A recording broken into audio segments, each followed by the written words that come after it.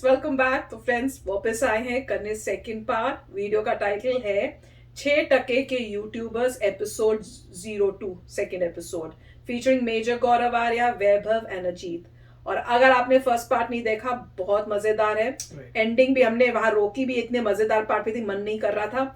इसमें अगर आपको भूल गया क्या था उस पार्ट में, तो एंडिंग वहां पे थी जहां पे ये कह रहे थे कि भाई इमरान खान ने तो बोला था ना कि अगर मैं आऊंगा तो मैं नया पाकिस्तान बनाऊंगा, तो वो बना रहे हैं। और उसके बाद जो उन्होंने बात की ना, वो बड़ी मजेदार थी। क्या अब नया पाकिस्तान बना रहे हैं कि फार्मर्स जो हैं अब क्या करेंगे, वो उगाएंगे क्या क्या चीज का नाम है, एच से था, ह से कुछ नाम था, अफीम, पता नहीं क्या था, इससे पता चलता है। मैं ड्रग्स भी नहीं पता, हमें नहीं पता कौन से ड्रग थे। कोई ड्रग बोल रहे हैं कि उसको उगाएंगे, उससे ऑयल आप निकाल सकते हैं और बहुत अमीर हो सकते हो। $10,000 पर लीटर में बिक सकता है। हाँ, बड़ा कमाल की बात है। तो कह रहे वो नया पाकिस्तान बना रहे हैं, और वो नया पाकिस्तान होगा कि सब उसको खाएंगे पिएंगे और टून रहेंगे, पूरा पाकिस्तान। आगे सुनते क्या कहते हैं। तो वीडियो शुरू करते हैं। वीडियो शुरू करने से पहले अगर आप चैनल पर नए हो और आपने अभी तक सब्सक्राइब नहीं किया, तो जल्दी से पहले सब्सक्राइब के बाद बेल आइकन को क्लिक कर लो, ताकि आपको हमारे सारे न्यू वीडियोस के नोटिफिकेशन मिल जाए जैसे हम अपलोड करें। अगर आपको वीडियो पसंद आता है प्लीज लाइक एंड शेयर। चलिए शुरू करते हैं। देखिए, वो शख्स जिस लेवल पर सोच रहा है, इमरान खान, आप और हम नहीं सोच सकते। रूहानियत जो उसके अंदर है, ठीक है। और जिन विन अपनी जेब में लेके चलता है। वो उसने बोला नहीं था कि हम यूनिवर्सिटी बना रहे हैं जहाँ पे रूहानियत पढ़ाई जाएगी। अच्छा, वो बाबर के ऊपर फिल्म भी बना रहे थे हमारे कायद जो है। मतलब वो पैरानॉर्मल एक्टिविटीज और वो मतलब ये सब पढ़ाई जाएंगी वहाँ। जिन और जिन्नात, अलिफ लैला। एक वहाँ पे और भी था ना, वो आपका साइंसदान था, बहुत बड़ा हो गया था कि हम जिन के अंदर से बिजली निकालेंगे। हाँ, नहीं, मैं एक मिनट ये एक मिनट मैं बता देता हूँ इसमें। जिन के अंदर। अरे यार, वैभव सही कह रहा है, एक मिनट। और वो उनका न्यूक्लियर साइंटिस्ट है। पाकिस्तान का न्यूक्लियर बॉम्ब का साइंटिस्ट जो है, वो ये कहता है हम जिन के अंदर से बिजली निकालेंगे। जिन कहाँ है, कहाँ? और उससे इतनी बिजली होगी कि पूरा पाकिस्तान में लाइट होगी। नूर छा जाएगा ना। सुल्तान बशीरुद्दीन महमूद, ये नाम है। सुल्तान बशीरुद्दीन महमूद ने बोला था कि जिन के अंदर से बिजली निकाल देंगे। और बुरहान जो है पाकिस्तान में। एक बात बताइए, कौन बुरहान वानी? अरे बुरहान, अच्छा, बुरहान वानी तो मर गया। अच्छा, तो बस बुरहान वानी का बुरहान हो गया। लेकिन बुरहान नहीं जा रहा। बुरहान नहीं जा रहा। अब देखो, आप लोगों के इंडियंस के साइंटिस्ट इतने घटिया हैं, आप लोगों को शर्म आनी चाहिए। आप लोग कहते हैं कि न्यूक्लियर मटेरियल से बिजली बनाएंगे, है ना। आप लोग कहते हैं थर्मल से बनाएंगे बिजली, आप लोग कहते हैं कोल से बनाएंगे, आप लोग कहते हैं सोलर से बनाएंगे, विंड से बनाएंगे। जिन से बनाओगे? आपने कभी सोचा है जिन से बिजली? हम लोग जिन से बिजली निकालते हैं। नहीं, आप ही सोच सकते हो। हम लोग तो यार, आप 5G का सोच रहे हैं, हमारे यहाँ 10G पिछले साल की कहानी है। अच्छा, इनका हम लोग इस लेवल पे चल रहे हैं। पाकिस्तान तो पता है आपको, G for gin, G for gin, J for gin, G. नहीं, वो जिन हराम है वहाँ। अच्छा, जिन हराम है। अरे GIN नहीं, जिन नहीं, पीने वाला नहीं। हमारे वाले में, हमारे लाहौल बिला कुव्वत। कभी ये सब बात मत करिएगा हमारे सामने शराब वराब की। हाँ, चरस, अफीम, गांजे की बात करनी है, कोकेन की बात करनी है, वो ठीक है। शराब की बात एक मखसूस इलाके में हो सकती है, उसको DHA बोलते हैं।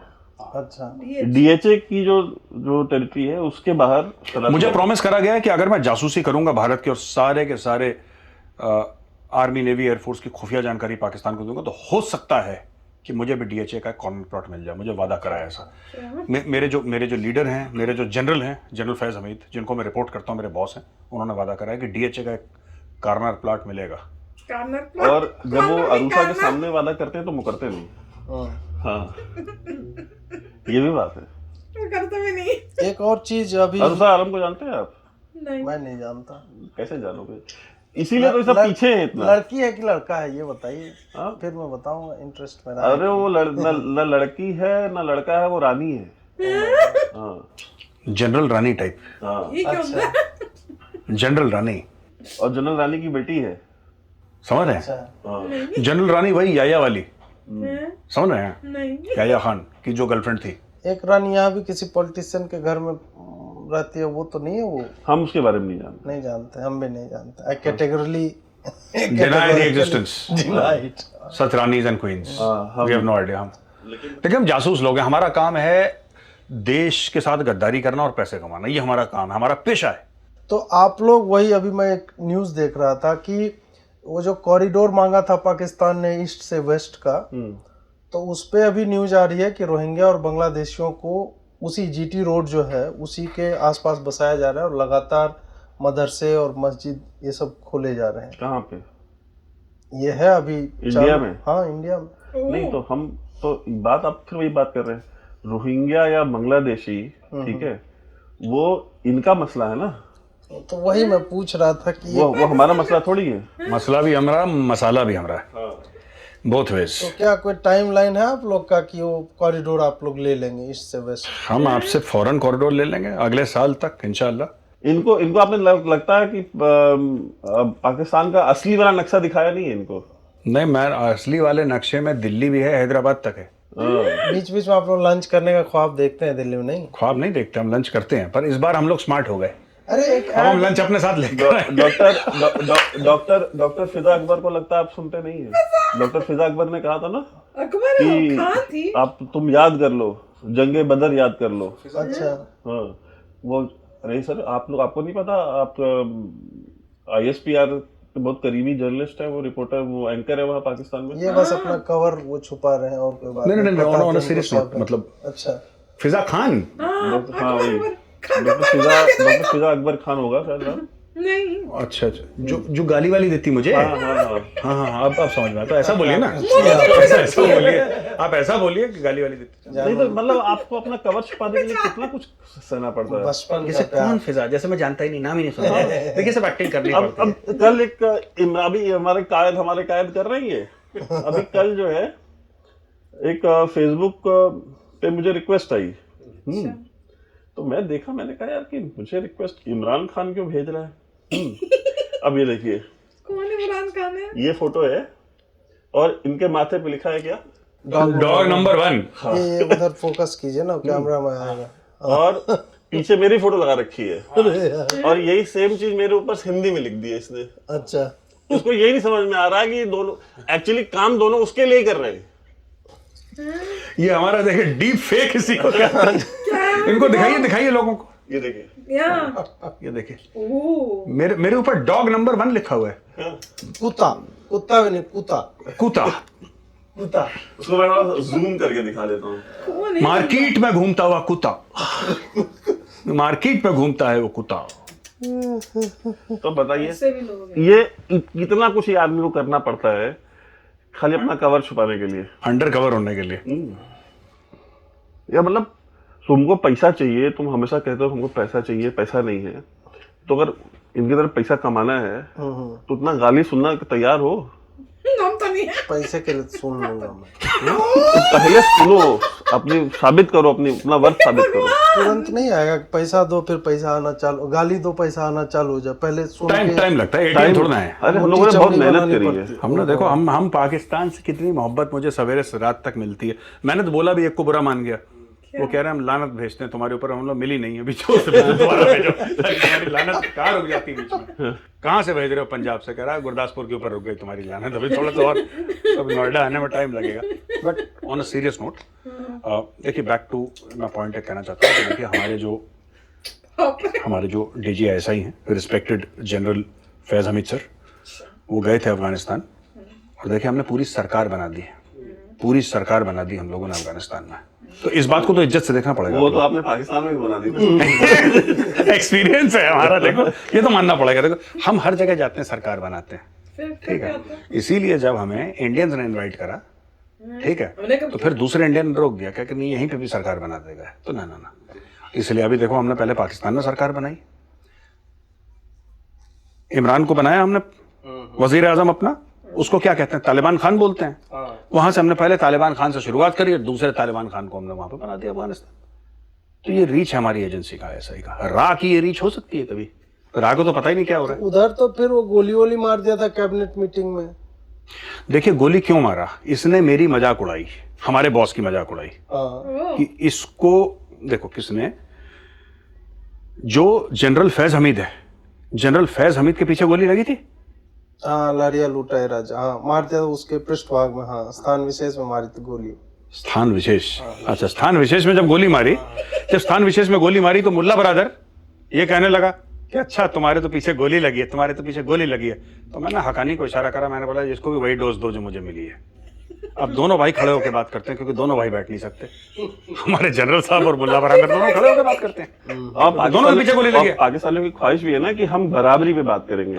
बराबरी की सतह पर हाँ, बराबरी की सतह पे, हिंदुस्तान से बराबरी की सतह पे, अमेरिका से बराबरी की सतह पे बात। वो बराबरी की सतह पे खाली चाइना से बात नहीं करते, बाकी पूरी दुनिया से वो बराबरी की सतह पे बात करते हैं। तो मुल्ला बरादर से बराबरी की सतह पे बात हो रही है फैज साहब की। दोनों के पीछे लगी है पिस्टल की गोली बस।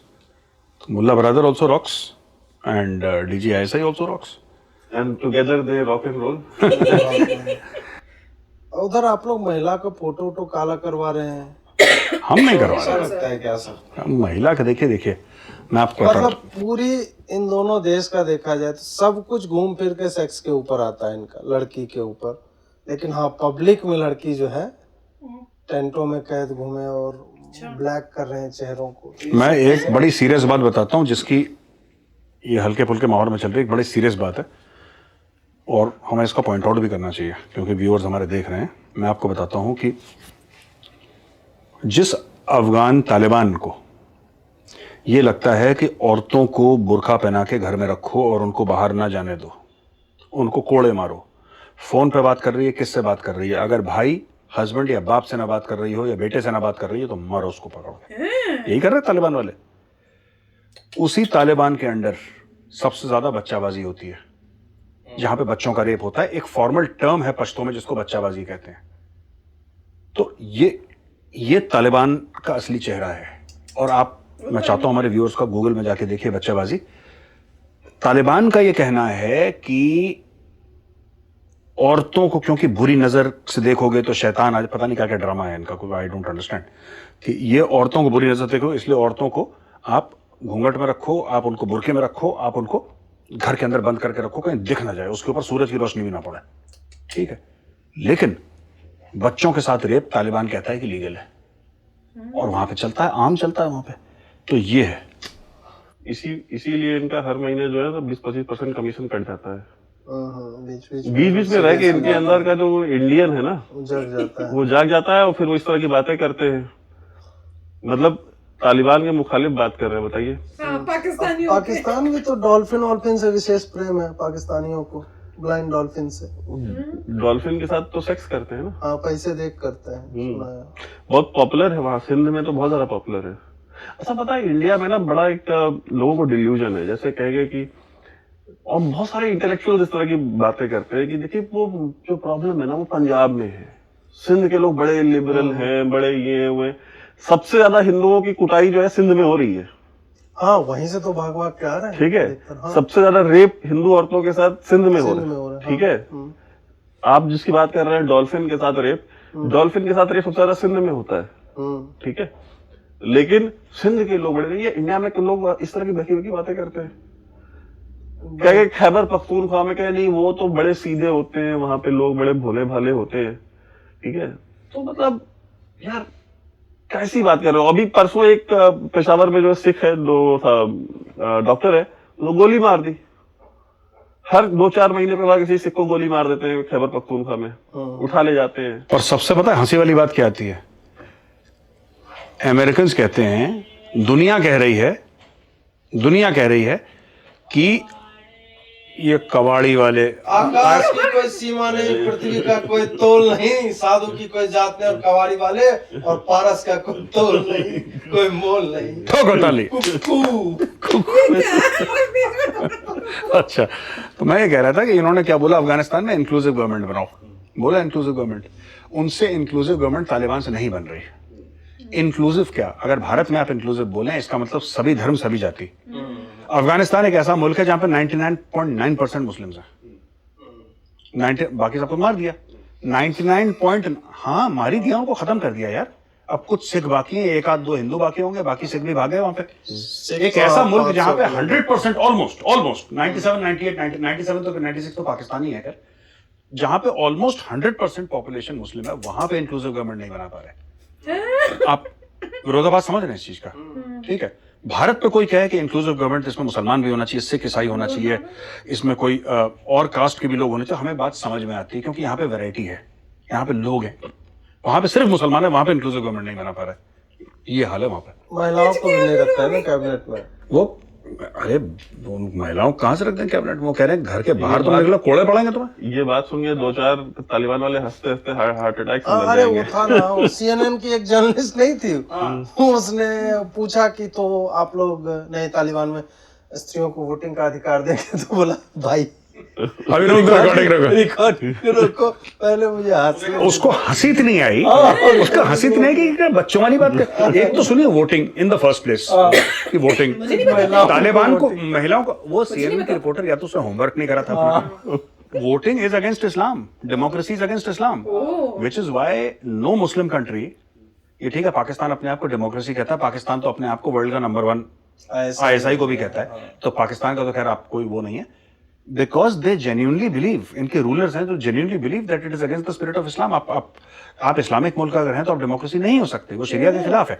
ऐसा उनका मानना है। हाँ, तो उन्होंने ये बात, वो मीटिंग टाउन हॉल टाइप की एक मीटिंग हुई थी इनकी, इसमें उसका वो मुल्ला बरादर का कौन सेकंड हैंड कौन है, वो आदमी जो है जो डिप्टी प्राइम मिनिस्टर या कुछ बना है, तो उसने बोला है कि जो लिखा हुआ किताब में वो चलेगा, ये वोट देने का नहीं, आपने बात करी ना CNN के जर्नलिस्ट की, लेडी जर्नलिस्ट जो कह रही थी कि वुमेन को वोटिंग राइट्स देंगे, वो इसलिए नहीं हंसा, वो जो तालिबान का जो फाइटर था, लड़ाकू था, वो इसलिए नहीं हंसा कि उस लेडी ने बोला कि आप औरतों को वोट देने का वो देंगे, राइट देंगे कि नहीं देंगे, वो उस पर नहीं हंसा, वो उस चीज पे हंसा कि वोट देने का राइट तो आदमियों को नहीं, औरतों को कहां से मिलेगा यार, वोट का कॉन्सेप्ट ही नहीं है, सारा डेमोक्रेसी थोड़ा ना चल रही है यहाँ पे, ये तो तालिबान है यार, कमाल ये है। तो तालिबान है, जो मुल्ला अखुंडजादा जो भी उनका हेड है वो कहेगा वही चीज होगी, उसमें there is no concept of vote.